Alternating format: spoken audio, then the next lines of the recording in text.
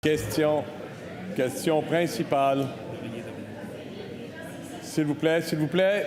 La parole appartient, Madame la députée, je vous vois là-bas, mais la parole appartient à Monsieur le député de Laurier-Dorion. À vous la parole, Monsieur le député. Merci, Monsieur le Président. Un instant, Monsieur le député. Question de règlement. Je comprends que les questions peuvent faire réagir, Monsieur le Président, mais j'ai entendu des commentaires de la part du troisième groupe d'opposition. Ce ne sont pas des commentaires qui sont acceptables après la question. Je ne les citerai pas ici en Chambre, mais je vous demande d'être alerte, Monsieur le Président.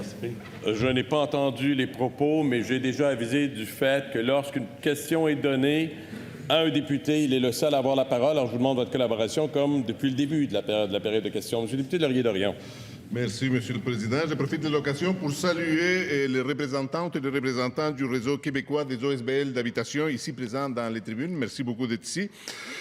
Monsieur le Président, je pense que je vais commencer à aller à l'église, car un miracle s'est produit la semaine dernière. La ministre de l'Habitation a enfin reconnu ce qu'elle a nié pendant plusieurs années. Il y a une crise du logement au Québec, mais tenez-vous bien, c'est à cause de la COVID et ça n'existe que dans quelques régions, en tout cas pas à Montréal, pas en Abitibi. Pourtant, chaque année que depuis que la CAQ est au pouvoir, la crise du logement s'aggrave. Les loyers coûtent plus cher que jamais, les logements sont plus rares que jamais, les rénovations et les hausses abusives se multiplient.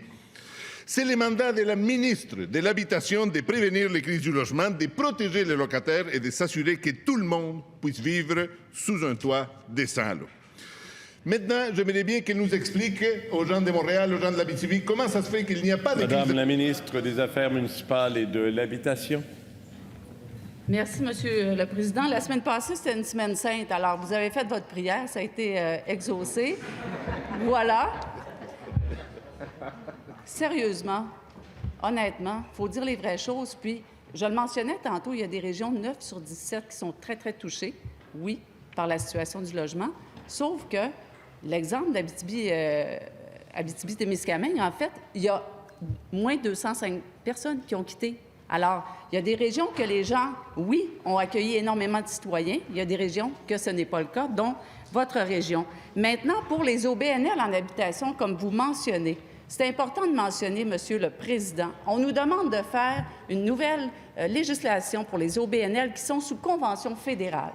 On fait notre possible, comme je le mentionnais tantôt, on essaie vraiment d'aider en habitation, mais des conventions fédérales avec des OBNL, par exemple, on parlait ce matin de certaines situations qui étaient déplorables, bien oui, on essaie quand même de régler cette situation-là. Est-ce que ça va prendre des mesures législatives? On est en train de regarder la situation. Monsieur le Président, ce qu'on veut faire, c'est bien loger les Québécois, aider les locataires qui ont besoin. Puis ceux qui ont besoin d'aide, on est là pour le 1er juillet. Je veux pas que Première tout le monde... complémentaire, Monsieur le député de Laurier-Dorion. Monsieur le Président, il faudrait que la ministre de l'Habitation s'entende avec le ministre des Finances qui nous a dit il n'y a pas si longtemps que la crise du logement, c'est une crise d'offres. Il manque de logements. Ce n'est pas à cause du virus, c'est parce qu'il manque de logements. Maintenant, il a promis de mieux protéger les locataires face aux abus, aux augmentations des loyers et aux évictions. On attend encore. Elle a promis d'éliminer la section F du bail et empêcher les hausses abusives. On attend encore. Elle a promis d'encadrer les rénovations. On attend encore. Qu'est-ce que la ministre va faire d'ici au 1er juillet prochain pour rattraper... Madame la ministre des Affaires municipales et de l'Habitation.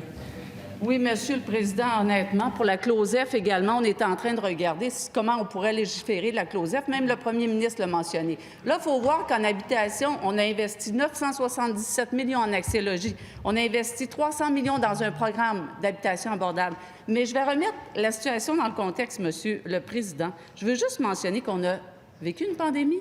Les régions ont accueilli énormément de citoyens. Il y a eu une migration en région.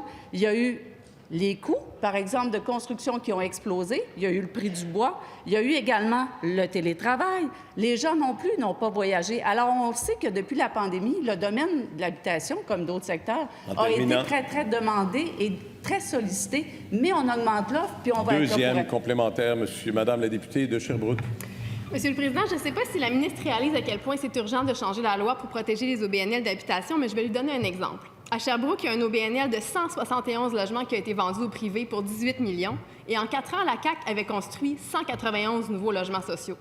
Ça veut dire qu'on a presque annulé en une seule vente tout ce que la CAQ avait fait en 4 ans pour acheter des logements sociaux.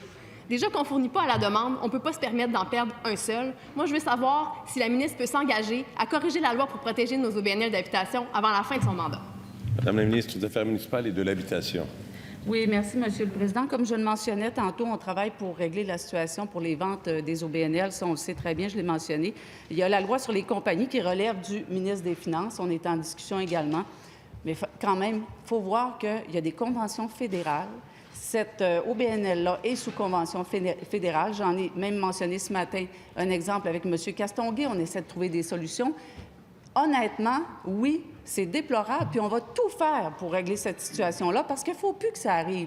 Maintenant, comme des situations à Mont-Carmel, on prête notre assistance, on a envoyé le centre d'assistance et d'accompagnement aux plaintes.